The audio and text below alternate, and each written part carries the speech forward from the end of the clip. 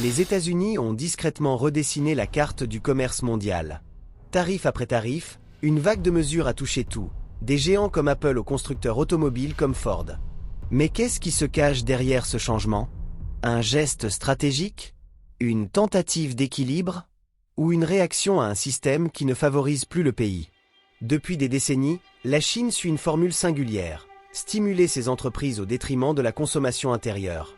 Des subventions généreuses, une énergie à bas prix et des salaires bas ont fait du pays une puissance exportatrice. Mais il y a un détail curieux: cette croissance n'a pas été conçue pour la consommation intérieure. L'accent était mis sur l'extérieur. Et quand vous produisez plus que vous ne consommez, le monde devient le marché cible.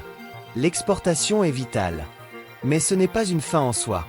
Le véritable but d'une économie est d'importer ce dont elle a besoin pour vivre mieux. Les pays spécialisés dans la survente sont souvent confrontés au dilemme de ne pas savoir quoi faire avec autant de surplus. C'est un cycle déséquilibré. Sous l'administration Trump, les tarifs douaniers ont été rétablis comme outil central. L'idée: protéger les emplois et l'industrie américains.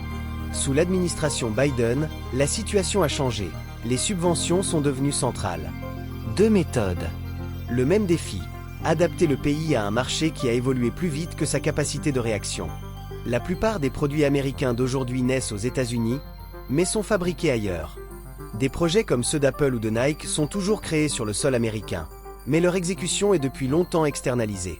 Fixer le prix de vos propres produits peut finir par profiter à vos concurrents. Revenir à la production d'avant n'est pas si simple. Une grande partie de l'industrie américaine a été transformée, non seulement par une main-d'œuvre étrangère bon marché, mais aussi par les robots et l'automatisation. Tenter de sauver le passé industriel serait comme faire revivre l'agriculture prémécanisée, nostalgique, mais irréalisable. Pour de nombreux experts, les tarifs douaniers ne sont pas une fin en soi, mais un moyen. Une façon de mettre la pression sur la table des négociations. Mais la stratégie est inégale. Chaque pays a reçu un traitement différent. Et le but? Balance commerciale. Une idée qui, à l'heure des chaînes mondiales, ressemble plus à de l'idéalisme qu'à un plan viable. Fentanyl, surplus, espionnage, production locale. De nombreux arguments sont utilisés pour justifier les tarifs douaniers. Mais est-ce que protéger une industrie vaut plus que permettre à des millions de personnes d'accéder à des biens moins chers? La réponse varie. Cela dépend de l'endroit où vous vous trouvez dans la chaîne. La vérité est que beaucoup de ces emplois que nous voulons protéger n'attirent plus les Américains. Il y a des millions de postes vacants, mais peu de candidats. En fin de compte, la plupart des gens veulent simplement quelque chose de simple, de la qualité et un prix équitable. Des grille-pains patriotiques? D'accord. Mais s'ils sont accessibles, le protectionnisme a un coût invisible. Il peut étouffer l'innovation.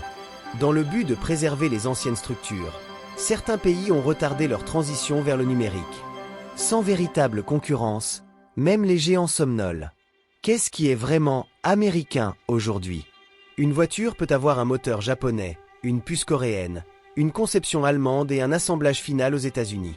Dans un monde interconnecté, même la notion d'origine est devenue une énigme. L'idée de protéger l'économie par des barrières n'est pas nouvelle. Les dirigeants du passé ont également essayé. Mais cela fonctionne-t-il encore sur une planète où tout, des idées aux pièces, se déplace plus vite que les frontières ne peuvent le contrôler? Et alors? On se protège ou on s'isole? Avez-vous aimé l'épisode?